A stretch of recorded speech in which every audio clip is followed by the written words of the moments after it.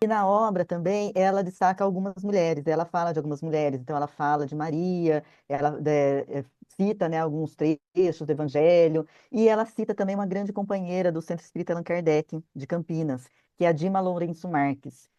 Queria que a senhora contasse um pouquinho, a gente sabe que a senhora teve uma vivência, né, com essa colaboradora, e a gente gostaria que a senhora contasse um pouquinho como que era o trabalho dela, falar um pouquinho sobre ela no SEAC.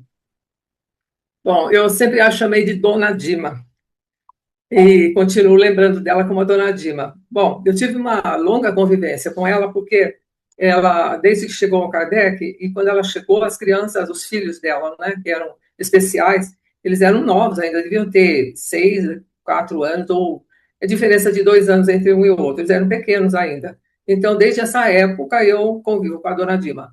E ela sempre se dedicou à evangelização infanto-juvenil. E durante muitos anos ela foi dirigente desse departamento do Centro Espírita Allan Kardec, né?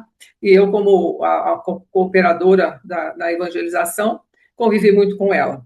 E era uma pessoa de muita responsabilidade, muito exigente no trabalho que nós fazíamos como evangelizadores, né?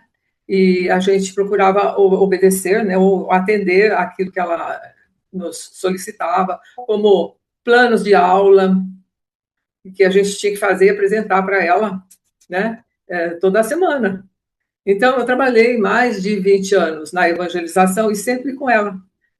Antes era a Deise, que era responsável pelo departamento, e logo depois a dona Dima. Ela ficou longos anos na direção, e ela, apesar das dificuldades, é viúva, com 2 filhos especiais, ela sempre manteve seus compromissos em dia, nunca descuidou dos filhos, e até ela desencarnou antes deles, mas deixou-os assim completamente protegidos, protegidos. Até hoje, o Gesiel, que é o mais novo, que já está com mais de 70 anos, está num abrigo apropriado para ele, né, em Vinhedo, uma associação do Banespa, porque o pai ela foi funcionário do Banespa, né, então ele tinha esse direito. Mas a dona Dima deixou tudo preparado durante a vida e ainda preparou para caso dela desencarnar antes do que aconteceu.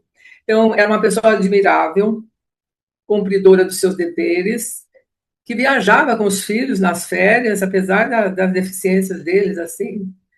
Então, era um exemplo de pessoa, no meu ponto de vista. Às vezes, até a gente tinha alguns desentendimentos rápidos por conta da preparação das aulas, mas nada que empanasse a nossa amizade, né?